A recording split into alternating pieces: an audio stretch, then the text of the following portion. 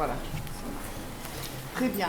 Donc, j'ai le plaisir, l'honneur et le bonheur de vous présenter Monsieur le professeur Olivier Souté en tant que conférencier plénier. Olivier Souté est depuis 2012 élu correspondant de l'Académie des inscriptions et belles-lettres. Et entre 1997 et 2000, il a été président de l'Association internationale de psychomécanique du langage. Depuis 2018, il est professeur émérite à la Sorbonne. Entre 2008 et 2018, il a été directeur de l'Institut de langue française de Paris-Sorbonne. Aussi, entre 2016 et 2013, doyen de la faculté des lettres de l'Institut catholique de Paris. Entre 2008 et 2010, directeur de la maison de recherche de Paris-Sorbonne. Et entre 2005 et 2008, directeur de l'école doctorale Concept et langage de Paris-Sorbonne. Professeur Souté est également depuis 2018 membre du Conseil international de la langue française et depuis 2007, professeur Souté est expert auprès de l'Agence scientifique nationale croate. Il exerce beaucoup de responsabilités éditoriales. Il est co-directeur de la collection Bibliothèque de grammaire et de linguistique chez Champion, secrétaire général du Français moderne, mais aussi membre du comité éditorial international de Studia Romanica et Anglica Zagrabiensia, donc de l'Université de Zagreb depuis 2019, et membre du comité éditorial de la revue Suvremena Lingvistika depuis 2005. Il a fait de nombreuses conférences plénières sur invitation à l'étranger et depuis le premier colloque Franc-Contraste en 2010, nous avons eu l'honneur d'écouter ces conférences plénières et également d'essayer de les comprendre, conceptualiser et contextualiser. Il a publié 11 livres, dont 2 en collaboration dans les domaines de linguistique générale, linguistique française, histoire de la langue française, notamment en 1995, linguistique, qui a connu beaucoup de rééditions, au moins 4. Puis le livre intitulé L'ancien et le moyen français, le subjonctif français, le sens sous tension, en 2022.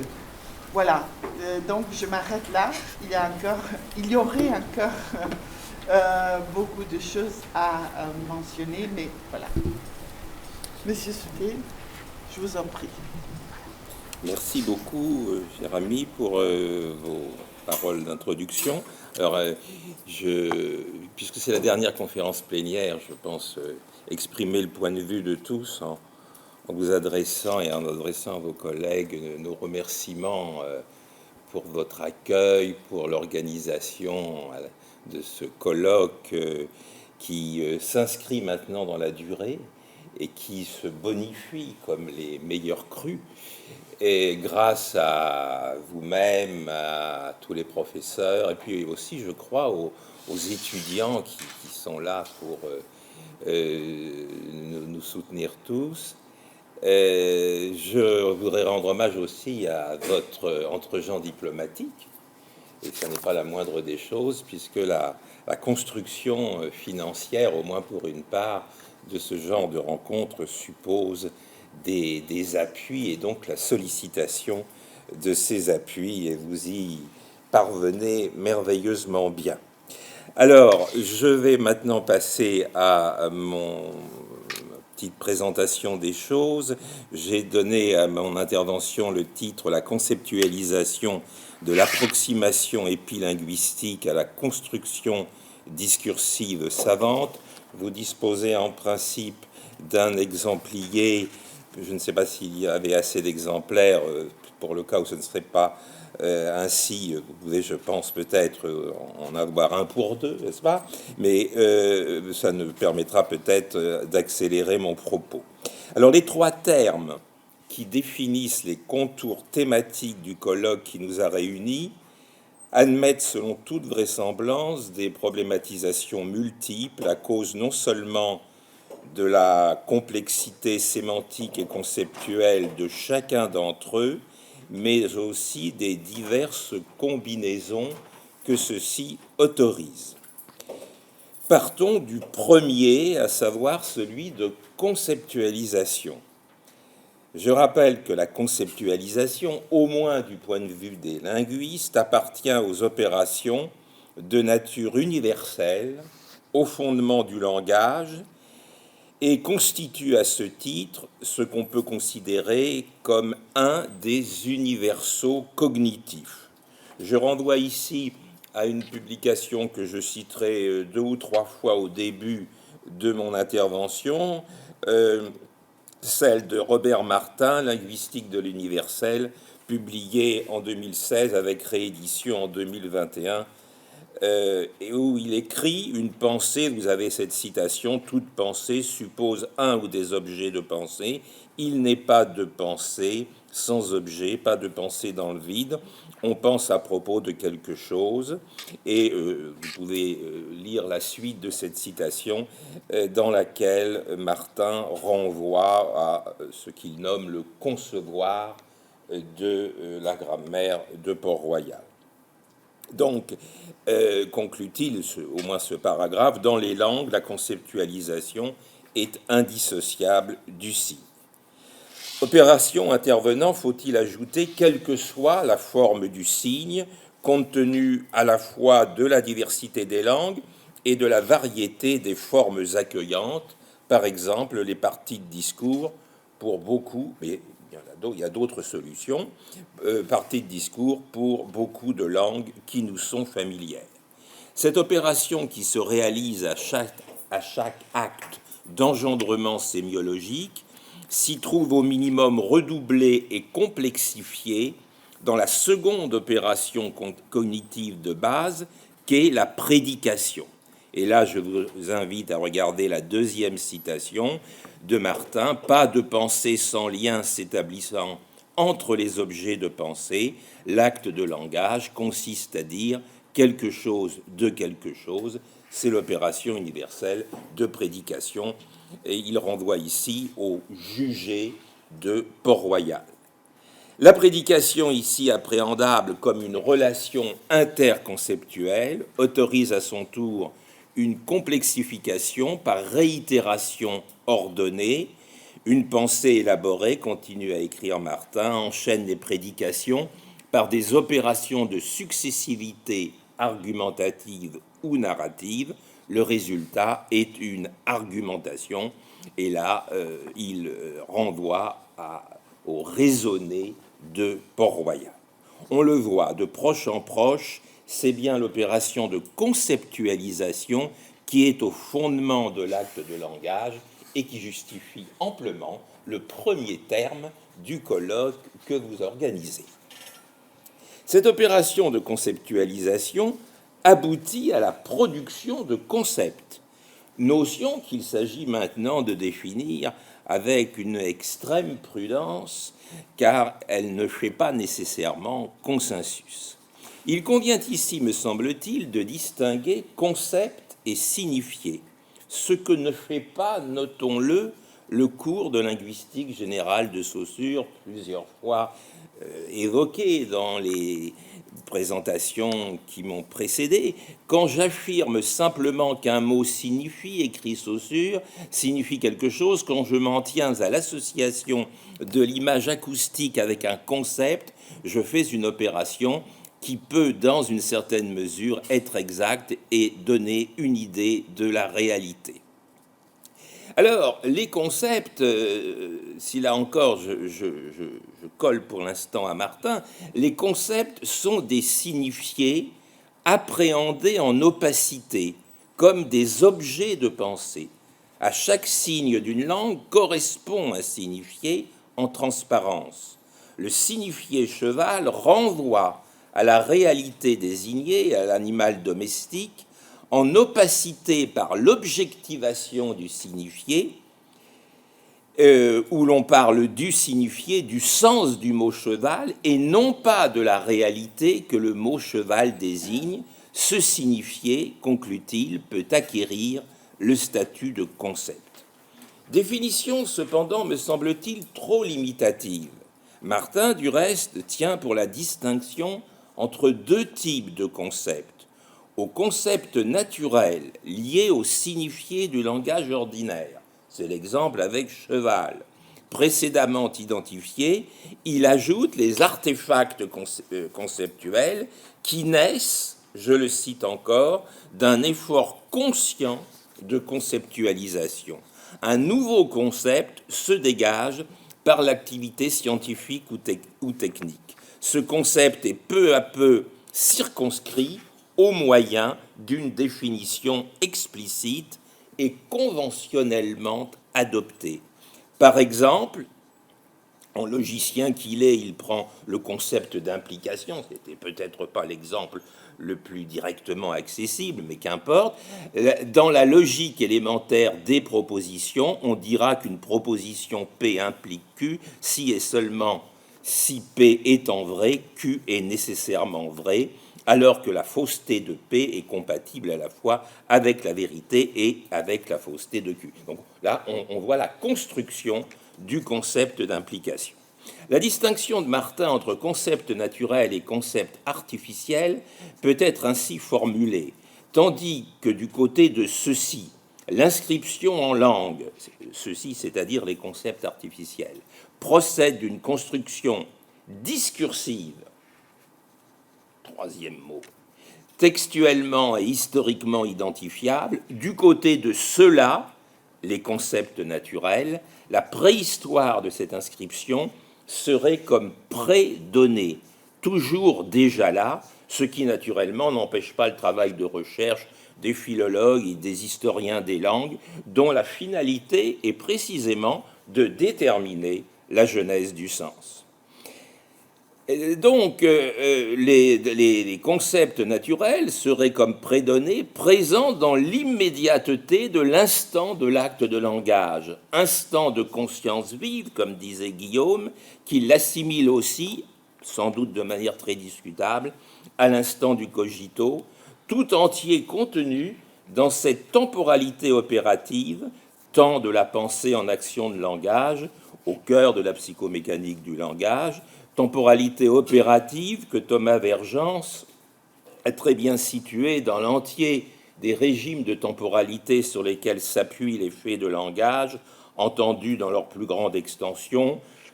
D'abord, le temps cosmique, porteur de tous les événements, tout acte de langage est pris dans le temps de la grande histoire, si l'on veut, puis le temps glossogénique, le temps de construction d'une langue particulière et de la langue au sens technique de représenter, et enfin le temps, les mots sont un peu techniques, praxéogénique, qui n'est autre que celui de l'acte de langage, dans ce qu'il a d'éminemment provisoire. Cet acte de langage peut être vu en externe, dans la progression linéaire telle qu'elle se livre résultativement, comme suite d'unités plus ou moins complexes dont se recompose le discours, en gros les phrases. À ce titre, il est d'extension plus ou moins large, mais toujours mesurable et volontiers étiqueté par certains guillaumiens comme le temps glossologique, mais on multiplie là beaucoup les néologismes, mais il peut être vu aussi comme le temps constructeur des unités de langue. Le temps, c'est le temps opératif au sens étroit du terme chez Guillaume, dans la perspective d'être versé dans la visée de discours. C'est ce qu'on appelle donc le temps opératif ou le temps praxéologique. Des considérations qui précèdent, deux questions émergent. En ce qui concerne les artefacts conceptuels, expression de Martin, l'approche de celui-ci mérite d'être complexifiée.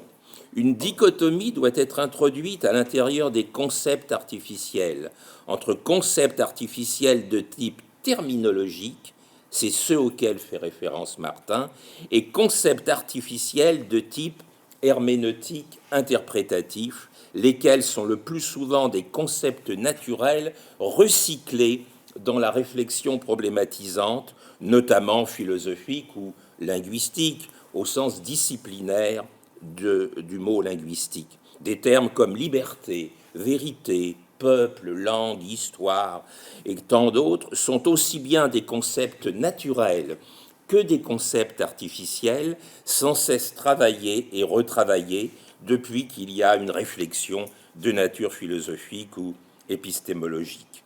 De la sorte s'établit un continuum entre le concept naturel et l'artefact conceptuel.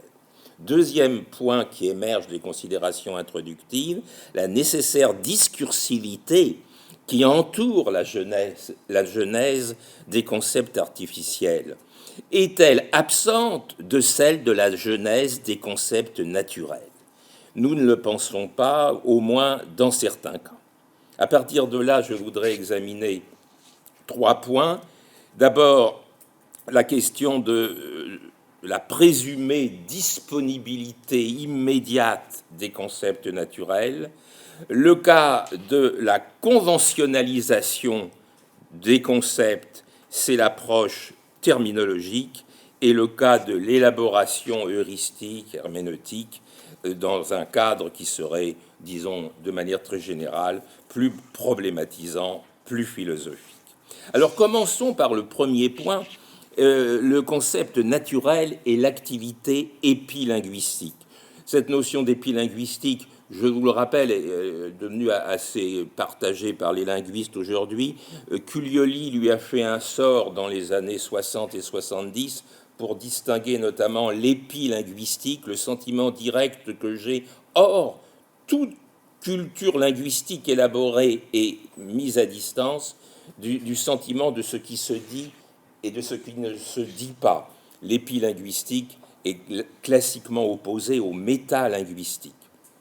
Même si dans le cas des concepts naturels, la genèse opérative du signe est effectuée dans l'instant de conscience vive déjà évoqué, il n'est pas exceptionnel que la conceptualisation, je parle des concepts naturels, n'aboutisse pas immédiatement au signe et qu'il faille que le locuteur effectue un ajustement.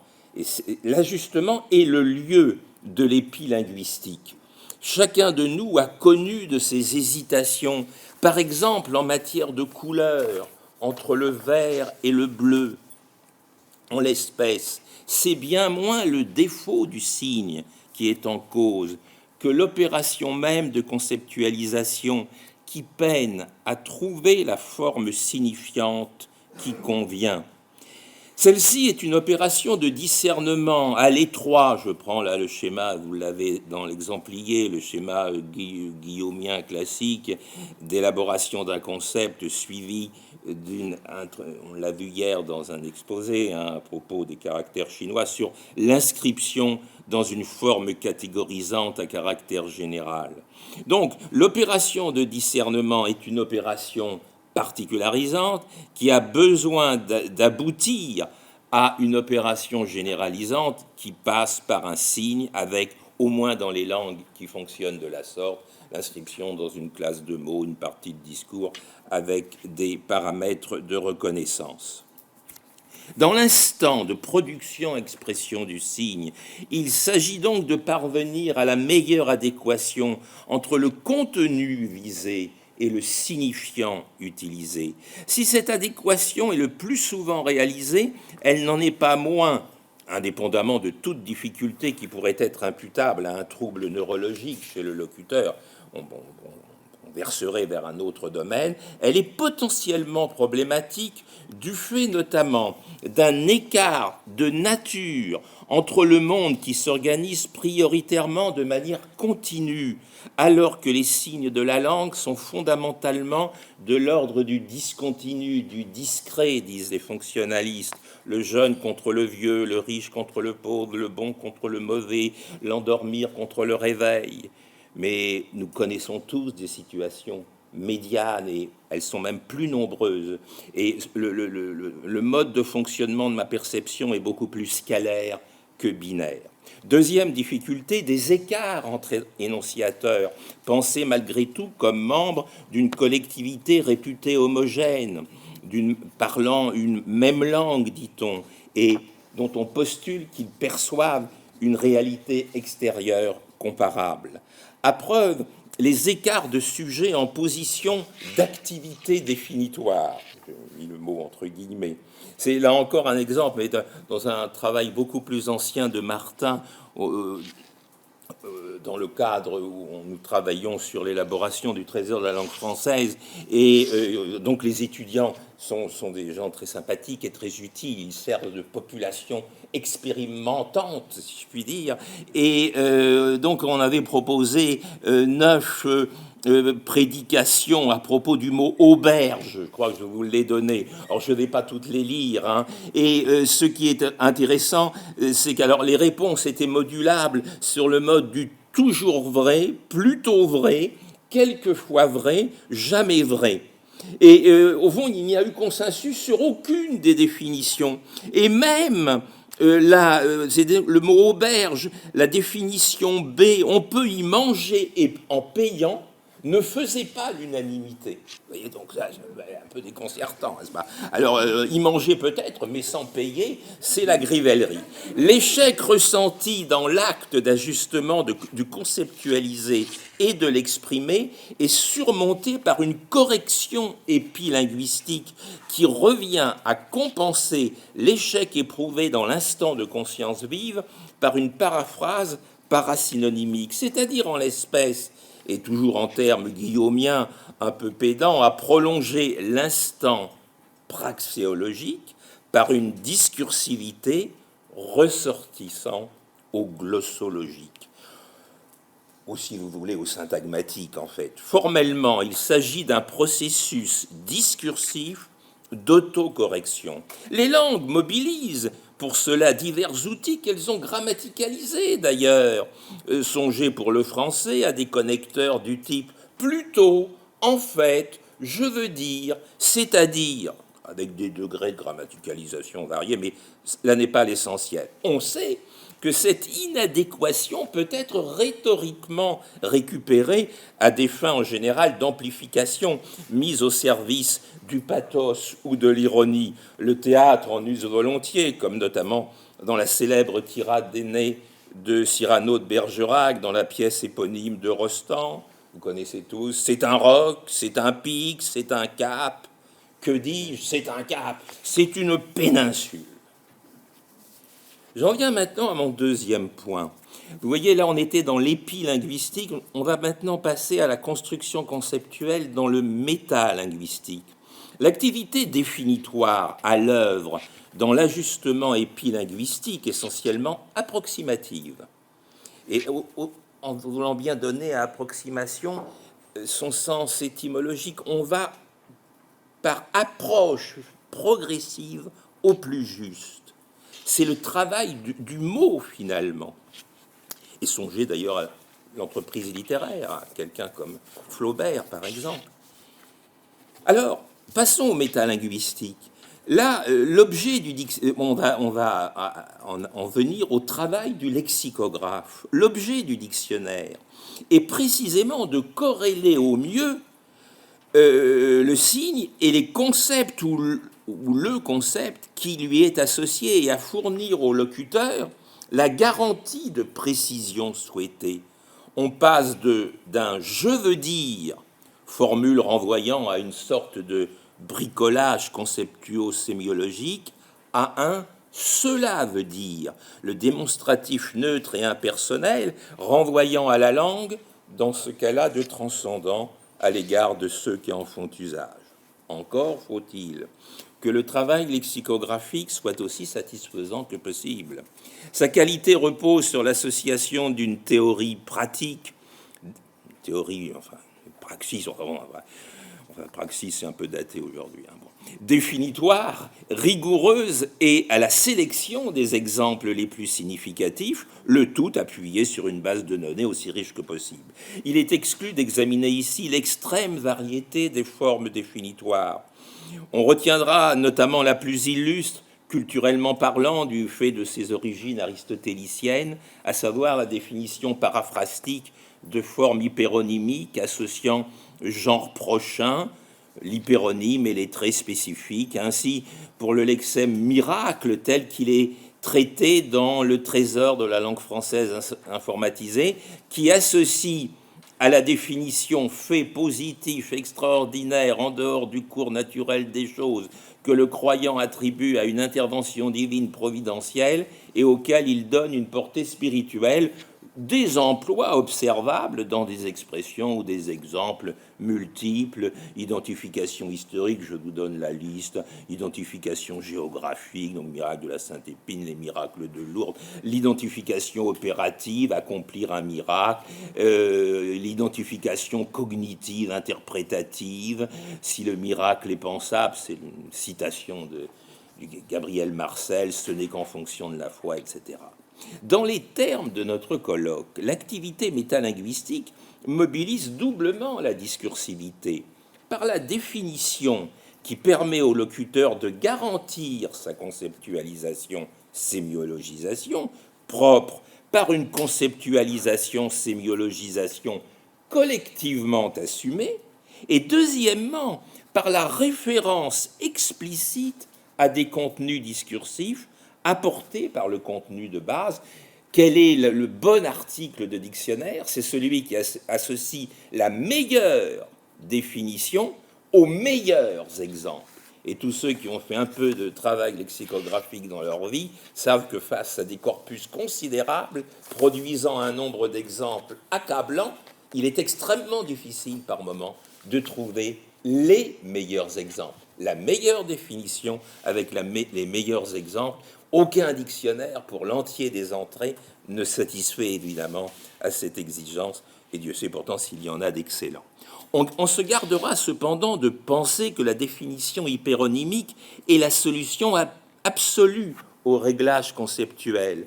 D'une part, il s'en faut de beaucoup qu'elle soit toujours utilisable. Vous savez bien que, par exemple, il est très difficile de trouver l'hyperonyme de choses. Il est vrai que je complique d'emblée la partie. Et puis, les limites de la définition hyperonymique sont également des limites qu'on observe à propos de certaines parties de discours. La définition hyperonymique par le genre prochain et les caractéristiques propres marche très bien pour les substantifs. C'est déjà beaucoup plus difficile pour les verbes, et ça l'est encore plus pour les adjectifs, sans parler des mots grammaticaux qui posent d'énormes problèmes. De fait, il n'y a pas bien souvent consensus sur le choix de l'hyperonyme. Je cite là encore Martin qui me faisait observer, il l'a écrit, ce qui paraît aux uns le genre prochain semble aux autres une approximation. C'est ainsi que dans la définition du mot commode, le meuble, certains y voient une espèce d'armoire, d'autres un meuble, une crédence, etc. Donc il n'y a déjà pas toujours accord sur l'hyperonyme, et il y a encore plus de chances de désaccord à propos des traits spécifiques. Et l'exemple de miracle qui m'a été soufflé est intéressant parce que il se trouve que vous avez une définition de miracle qui est fournie par le Bureau des constatations de Lourdes. Vous savez que pour que l'Église reconnaisse un miracle, il faut vraiment beaucoup de bonne volonté, parce qu'il y en a très peu, il y en a 72, je crois, qui ont été reconnus depuis 1858. Alors, on peut avoir une approche religieuse, sociologique de la chose. Moi, je me borne ici, en tout cas, à avoir une approche de linguiste et à aller chercher, vous l'avez ici, toutes les conditions, c'est-à-dire les traits de caractérisation complémentaires pour que telle guérison inexpliquée soit authentiquement qualifiée de miraculeuse. Alors, le cas doit être réputé incurable, la maladie doit être de nature psychosomatique, etc. Imaginez que le dictionnaire doit tenir compte des indications du Bureau des constatations de Lourdes. On aurait un article de dictionnaire miracle extraordinairement long. Alors, on s'achemine progressivement vers, en réalité, l'artefact conceptuel. La stabilisation espérée dans le cadre métalinguistique du dictionnaire est loin d'être consensuelle.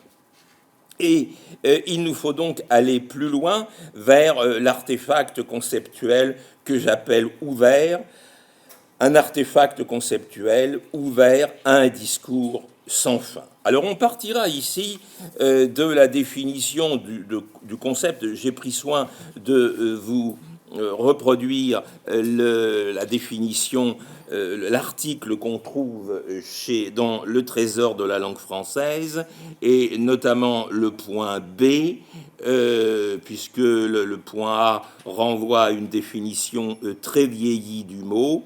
Donc vous avez la définition philosophique, au moins telle qu'elle est présentée dans le cadre d'un dictionnaire général, représentation mentale, abstraite et générale, objective, stable, munie d'un support verbal, le concept de vérité, le concept de cercle, et vous connaissez tous les extensions qu'on donne d'ailleurs à ce mot. Je prenais à une télévision récemment le concept de cuisine, on peut vous installer une cuisine, c'est pas bon, alors s'il y a un concept de cuisine, enfin, vous voyez, donc il peut y avoir comme ça une espèce de dérive de l'emploi, mais ce n'est pas propre au mot concept.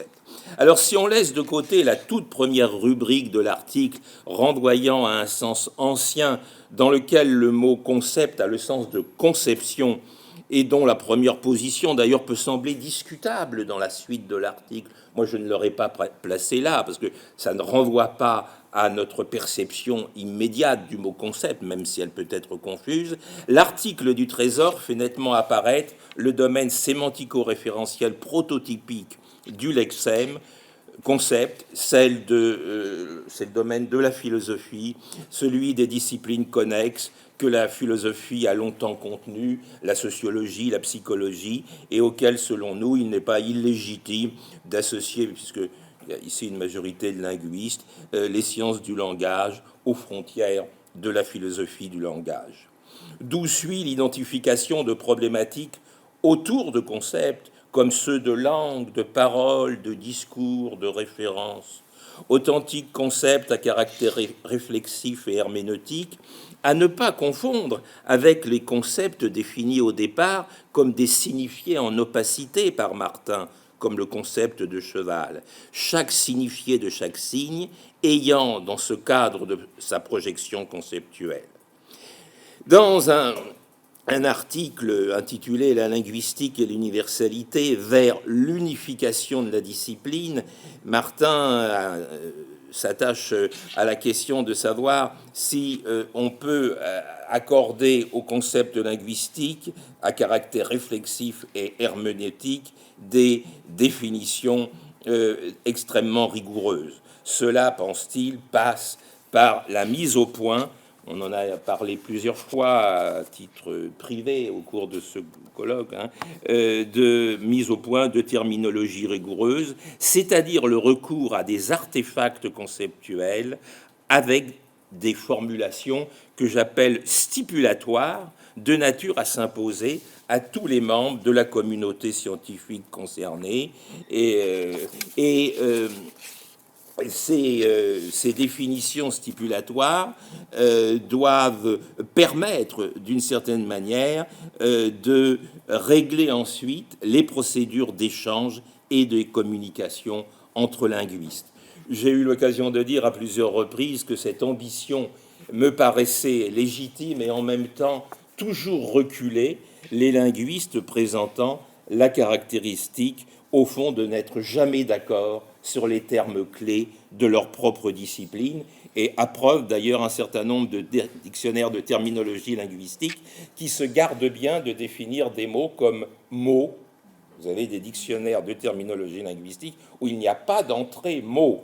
Et c'est préférable puisque personne ne sait définir le mot. La même chose pour la phrase, la même chose pour qu'est-ce que langue, etc. Autrement dit, tous les termes clés, nous les utilisons, y compris dans des démarches qui se veulent aussi scientifiques que possible, de façon par moments un peu imprécise, pour ne pas dire impressionniste. Alors revenons au noyau dur prototypique de l'artefact conceptuel tel qu'il se développe dans le domaine philosophique.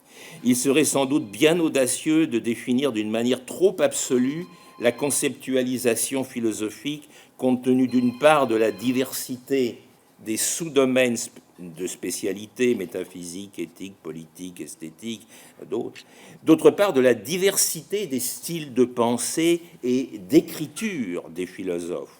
On a parfois été tenté de les classer selon leur style en distinguant les philosophes rigoureux ou présentés comme tels, avançant par formulations successives de concepts, et les philosophes, on va dire, plus littéraires, moins préoccupés, au moins en apparence, de ces rigueurs démonstratives.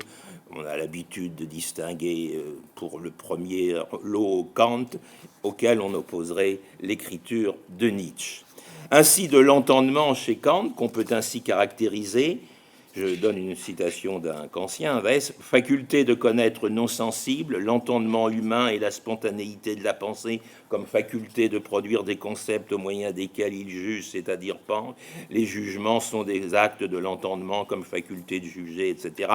Je vous laisse relire cette définition, et c'est ainsi que un étudiant, normalement, qui a pris son cours, ne confondra pas l'entendement et la raison, qui, elle, est la faculté suprême, recherchant pour inconditionné la totalité des conditions, c'est-à-dire l'inconditionné. À ce titre, on pourrait considérer que l'approche kantienne serait prioritairement de nature stipulatoire. Au-delà de l'empreinte stylistique de tel ou tel philosophe, il s'en faut de beaucoup que la démarche définitoire, stipulatoire, puisse être tenue comme un trait lui-même définitoire de l'activité philosophique. Par nature, la réflexion philosophique n'est jamais close, ni vraiment consensuelle, et l'histoire de la philosophie se définit même non pas comme une succession de théories, mais comme une suite éminemment ouverte de textes engagés dans un dialogue d'époque à époque, une vaste intertextualité. Dans les termes de notre colloque, philosopher, c'est conceptualiser en s'insérant dans une discursivité sans borne assignable, avec d'âge en âge des contextualisations évidemment sans cesse en évolution. La philosophie de la connaissance d'aujourd'hui n'est pas concevable sans référence à Platon, Descartes ou Kant, mais aussi sans référence aux travaux de psychologie cognitive des 50 dernières années. La philosophie politique d'aujourd'hui n'est pas concevable sans référence à Platon, Hobbes ou Hegel, mais aussi sans référence aux expériences politiques du XXe siècle. Cette intertextualité ne s'interdit pas, loin s'en faut, de franchir la barrière des langues. Il n'est pas exceptionnel de conceptualiser dans une langue donnée en s'appuyant sur une autre, qui apporte une richesse lexicale de nature à apporter à son tour un soutien à l'analyse. On cite volontiers le cas du concept d'amour. Voilà en effet un concept naturel à partir du langage commun, concept naturel dans le langage de Martin, qui, dans le domaine philosophique, devient un artefact conceptuel, bien entendu non spécifiable à partir d'une définition stipulatoire, mais ouvert aux commentaires, toujours recommencé. Abordé frontalement en français, où le lexème est terriblement polysémique, il gagne à être confronté à ses possibles traductions en grec, amour éros, amour agapé, amour philia. Reste à savoir si la conceptualisation hors cadre stipulatoire ne rencontre pas d'inévitables limites qu'on se gardera d'interpréter comme des faiblesses.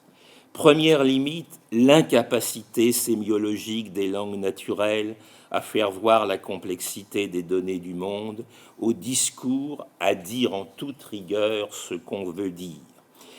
Il en résulte parfois la nécessité de recourir à une autre sémiologie, soit afin de pur et simple remplacement de la linéarité discursive, soit afin de complément à cette linéarité. Cette autre sémiologie prend la forme de la schématisation, qui se définit par son caractère synthétique et spatial face à la linéarité discursive qui se définit par son caractère analytique et temporel. La philosophie a fait droit à la schématisation, si l'on songe par exemple aux travaux de la Leibniz ou à cette partie de la critique de la raison pure de Kant, à mes yeux horriblement difficile, sur ce sujet. Par ailleurs, dans le domaine de spécialité des sciences du langage, on sait combien la schématisation y joue ou y a joué un rôle central. S'ouvre alors un champ de réflexion considérable, matière en soi d'un autre colloque, dont l'objectif pourrait être l'analyse comparative des visualisations schématisantes. De fait, j'y insiste, le recours à l'image à contours géométriques n'implique pas nécessairement schématisation et moins encore authentique formalisation. Deuxième difficulté, l'incapacité de l'esprit à conclure sur les questions philosophiques. Le discours philosophique a lui-même intégré, non comme une faiblesse, mais comme un trait spécifiant, l'impossibilité de parvenir à une borne discursive dans le travail sur le concept. On dit volontiers qu'il est aporétique. En sa maturité classique, la philosophie grecque a mis en œuvre et même pensé cette impossible clôture à travers la notion d'aporie, volontiers présentée comme caractéristique du discours socratique. Le dialogue du cratique, familier aux linguistes en principe en tout cas, en fournit une bonne illustration. Socrate refuse en effet de trancher entre le point de vue conventionnaliste d'Hermogène et le point de vue naturaliste de Cratyle. In fine, dans le cadre de réflexion, l'objet c'est le langage, c'est la conceptualisation du signe dans son rapport avec le référent qui se révèle problématique. Troisième difficulté, le dépassement du concept par la pensée. Et si penser n'était pas parfois aconceptuel? On peut ici évidemment penser au beau dans l'approche de Kant. On en connaît la célèbre définition, ce qui plaît universellement sans concept. Je vous donne ici, je ne vais pas la lire car elle est dans l'exemplier, toujours une définition de Kantien Weiss sur justement le beau kantien. Le mot-clé, si vous voulez, vient d'être est prononcé ici. C'est le terme représentation, lourd d'une terrible polysémie. Classiquement, la conceptualisation présuppose d'une part la combinaison entre le signifiant et le signifié, et d'autre part la relation entre le signe et la réalité extralinguistique à laquelle il réfère ou est vu référer. La stabilisation de cette double combinaison est une des conditions de fonctionnement des langues qui, à ce titre, sont définissables comme des stabilisateurs d'expression et de référenciation. Ce primat d'une objectivité référentielle a été remis en cause par le courant phénoménologique qui postule le primat de l'expérience sur la connaissance. Je donne ici une citation d'un phénoménologue très productif, actuellement Claude Romano. Le monde comme monde étant la prédonnée universelle passive préalable à toute activité de jugement, à toute mise en œuvre d'un intérêt théorique. Primat du corps sur la pensée jugeante, de la physis sur le logos. Au milieu du XXe siècle, deux grandes voix francophones vont s'engager dans l'examen de cette dichotomie. Du côté philosophique, Merleau-Ponty, du côté linguistique, benveniste, tandis que celui-là distingue le langage silencieux de la perception et le langage proféré. Celui-ci tentera de comprendre l'articulation entre les deux niveaux en particulier à travers la complexité du jeu, à la fois corps-sujet, se disant en disant, et comme instance abstraite énonçant, et tributaire d'une langue à laquelle il ne saurait se soustraire. Saussure lui-même, faut-il le rappeler, distinguer le langage comme phénomène et la langue comme système constitué d'interaction sociale. Cette analyse du jeu du locuteur, aujourd'hui bien admise, ne doit cependant pas faire illusion. Le rapport initial du corps-sujet au monde, qu'on le traite en termes d'intentionnalité ou d'antéprédicativité, dans une logique plutôt heideggerienne, reste problématique pour le linguiste qui, dans son analyse du factum linguae, peut difficilement renoncer à la triade de laquelle je suis parti, conceptualisation, prédication, argumentation. Tout au plus peut-il y échapper partiellement à travers une discursivité particulière qui, dans la structure même de sa linéarité, entrave ou retarde la construction de tout mécanisme prédicatif et corrélativement de toute combinatoire logico-énonciative normalement interprétable. La parole poétique, au moins d'un certain type, peut-elle y prétendre, au nom de son caractère originaire, qui serait comme la trace du rapport immédiat de l'homme au monde, le tracé d'une originalité antéprédicative.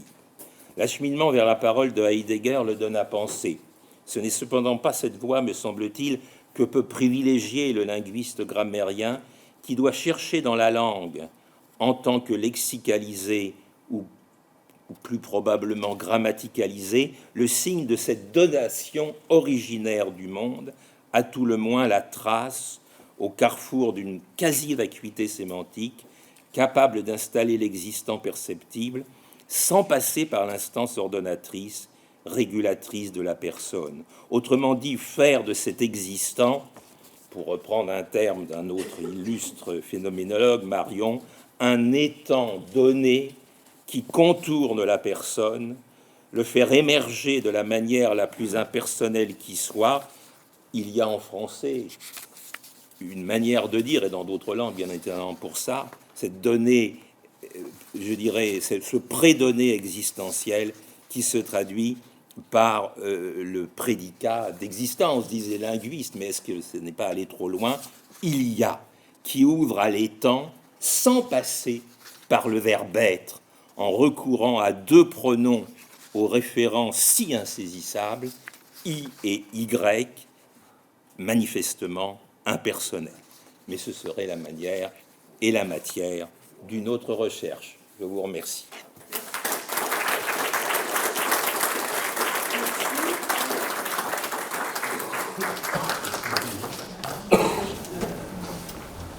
Conférence plénière prégnante en pensée, conclusion, vraiment.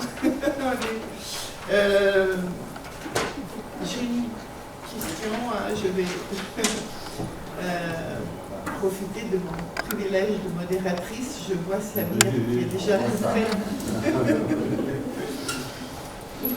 Vous constatez que la discursivité n'est pas absente de la genèse conceptuelle, qu'elle en fait partie, et que l'épilinguistique et le métalinguistique sont en opposition. Mais pourtant, le métalinguistique est-il possible sans l'épilinguistique? C'est-à-dire, n'est-ce par le biais de l'épilinguistique qu'on peut arriver au métalinguistique? Oui, Parce qu'il s'agit... je n'ai... Vous accusez peut-être un peu le trait. Je n'ai pas parlé d'opposition à proprement parler entre épilinguistique et métalinguistique. J'ai plutôt rapporté, mais d'autres approches sont sans doute possibles, l'épilinguistique à une activité personnelle d'autocorrection.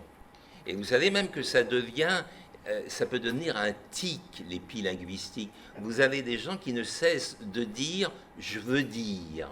C'était un peu irritant, alors dites-le, hein, on a envie de... Alors bon, donc là, c'est presque pathologique, c'est pas mal.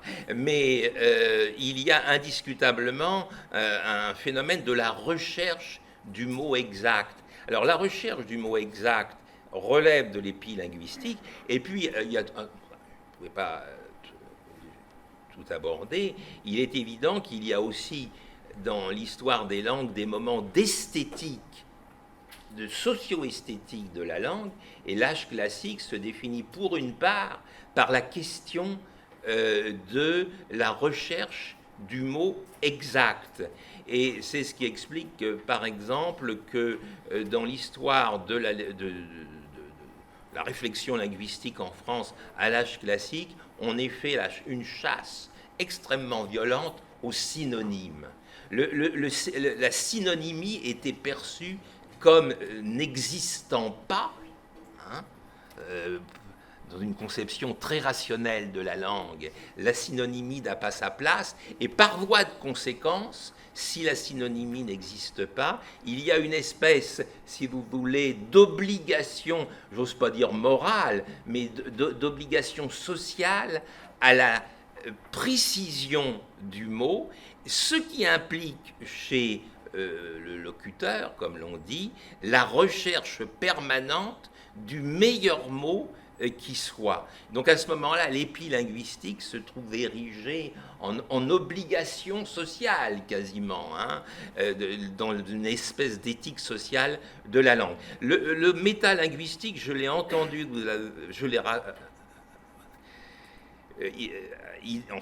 accroché d'une manière très forte à l'activité lexicographique, parce que finalement, si vous prenez la démarche du sujet, dans le cadre, je dirais, même de sa langue, hein, eh bien, le dictionnaire est là pour contrôler l'adéquation du représenté et du signe, hein. Et donc, l'activité épilinguistique est quand même rapportée au locuteur, et l'activité métalinguistique est rapportée à la collectivité, hein. Et elle a une dimension régulatrice.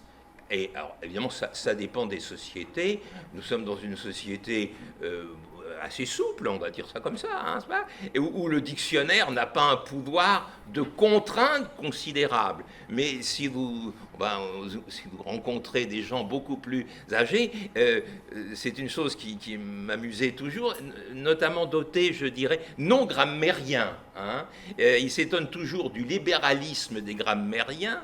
Et ils se disent, mais un tel a employé tel mot, j'ai été voir dans le dictionnaire, il n'y est pas.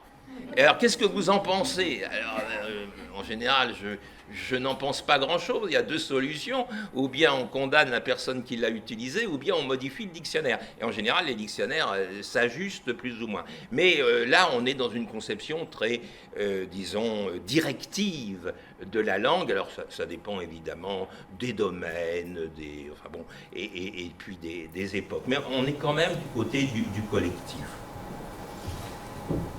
Samir Bayrich, et puis après Isabelle Monin, n'est-ce pas? Alors, bravo pour la mémoire. Oui, bravo. Pour la mémoire, bien sûr. Ouais. Je peux. Non. Et puis, oui, elle souhaite rebondir. D'accord. Alors, c'est Isabelle Monin, Samir Bayrich, et puis Julio Murillo Puyal. D'accord. Donc, Monin, Bayrich, c'est ça. Allez, Monin. Justement, cette remarque, cette question me semble vraiment très intéressante parce que c'est aussi un ressort littéraire, les linguistiques, etc. Et ça m'a fait penser et vous parlez de pathologie, et ça m'a immédiatement fait penser à Michel Léris dans L'âge d'homme, quand on a justement cette recherche du mot et cette espèce de mise en scène de la pathologie. Âgé de 5 ou 6 ans, je fus victime d'une agression. Je veux dire que je subis dans la gorge une opération qui consista à m'enlever des végétations, etc., etc. Et je trouvais que c'était très intéressant parce qu'on a un peu cette recherche qui se retrouve dans la littérature, mais en tant que ressort littéraire lui-même. Voilà, c'était pas du Et je me permets, c'est même un drame existentiel. L'anecdote est connue, elle est peut-être fabriquée d'ailleurs. Vaugelas, le grand grammairien Vaugelas, au moment de mourir, ne savait toujours pas conjuguer à la première personne le verbe aller, qui est très flottant en ancien français. Et donc, il aurait dit... Vaugelas se meurt, Vaugelas est mort, si je puis dire. Je m'en vais ou je m'en vas, les deux se disent je crois. Donc vous voyez, c'est le comble du drame épilinguistique, même aux portes de l'enfer ou du paradis, je ne sais pas, il est encore déchiré. Mais vous avez raison, d'une certaine manière, c'est peut-être une manière d'approcher la littérature. Vous avez parlé de Léry, évidemment, il y a des auteurs qui illustrent ça parfaitement, oui. Samir Baric, Université de Bourgogne. Merci, Valentin. Pour ma part, si vous permettez, je double la dose. Pardon, deux observations naissent de mes capacités d'écoute. Je les nomme légèreté et pesanteur, sans doute pour rendre hommage à Milan Kundera. Vanda Mikšić en a parlé avant-hier, d'autant que nous sommes encore dans l'année de sa mort. La légèreté et la pesanteur, disais-je, sachant que celle-là peut percepter celle-ci. Donc la légèreté d'abord. Tout en vous écoutant, je n'en ai pas perdu une miette, je suis allé chercher, grâce à ces miracles-là, quelque chose. Et donc j'ai réussi à trouver, si vous permettez, parce qu'il va falloir que je lise, pour éviter de trahir qui que ce soit ou quoi que ce soit, en somme, dans un de ces délires, tant rhétoriques que métaphysiques, Wittgenstein apporte une petite nuance de manière anticipative aux bons propos de Robert Martin en 2021, linguistique de l'universel.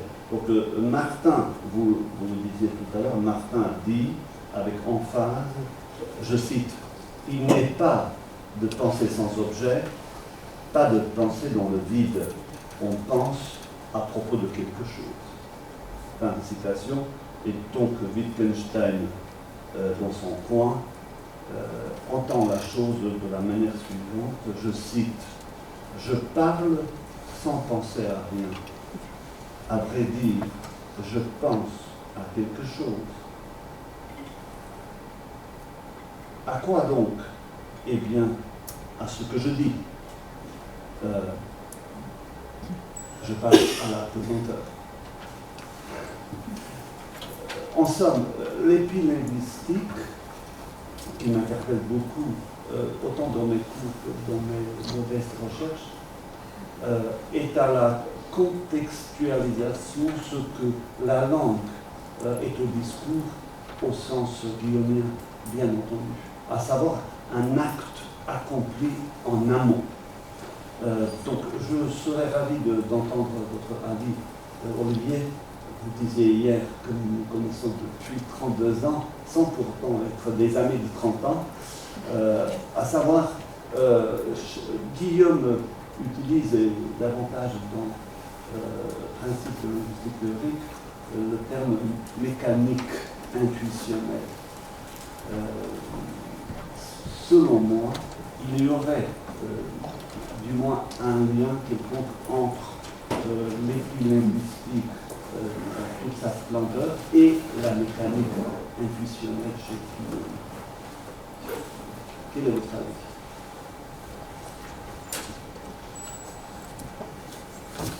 Je vais réfléchir, hein, je n'ai pas la réponse. C'est vrai, cette question, elle est pour pause café. Oui. Simplement, je voudrais dire un mot, c'est que j'aurais plutôt mis l'épilinguistique en aval. Pour moi, on a un premier moment et de doute sur le signe, et on corrige dans le temps syntagmatique, hein, le signe par un autre signe. Et à ce moment-là, en fait, si on se situe dans cette logique guillaumienne, on réitère le processus d'élaboration d'un deuxième signe. Hein. Donc la mécanique ici... Mais... Professeur Julio Molina Fouillard. Je suis toujours admiratif devant une approche qui apparemment est très abstraite, très conceptuelle, et qui a des applications incroyables au plan pédagogique. Je dirais, la rencontre avec Robert Martin, par exemple, la notion de prototype, je crois, est essentielle dans la démarche pédagogique. Je veux dire, parce que face à ce fouillis, par exemple, il nous indiquait, entre autres choses, que le refus du dictionnaire bilingue dans la recherche du sens, dans la construction du sens.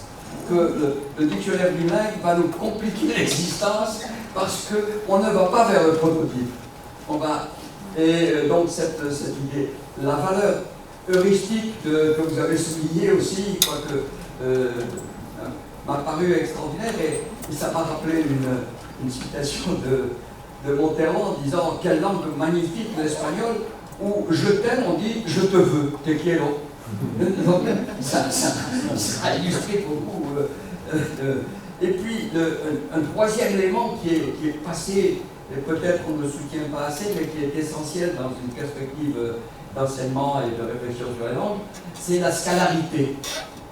La notion de scalarité à laquelle vous avez apporté me semble essentielle et à laquelle en général, en didactique, on n'y pense même pas. Mais finalement, il y a quand même une question. J'ai été, et à chaque fois dans ce genre d'approche, la porosité, comme on dirait Lacan, entre le signifié et le signifiant. On a l'impression que cette porosité est un peu laissée pour compte. Est-ce qu'il n'y a pas lieu de la prendre en compte, hein? En tout cas, les poètes ne peuvent pas... Oui, cette porosité, alors elle est même...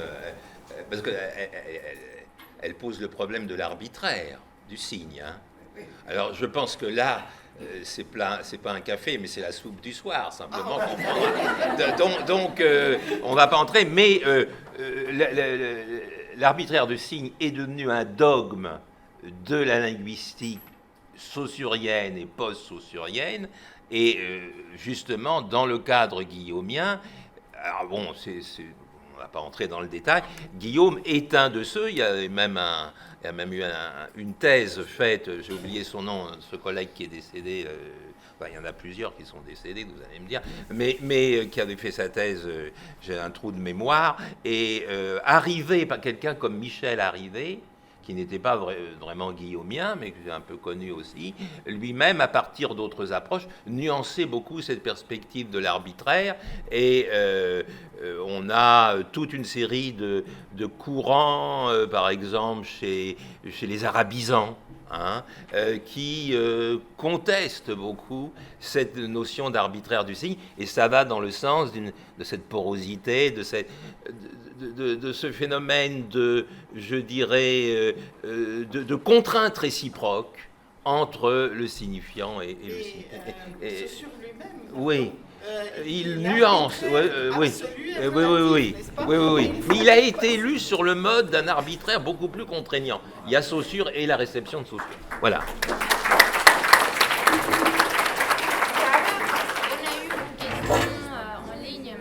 On a eu une question en ligne. Il y avait encore une question en ligne. Plus de questions parce que la café sera... Oui, mais elle a raison. Il faut. C'est comme les mères de famille. Hein, ça, c'est sûr. Non.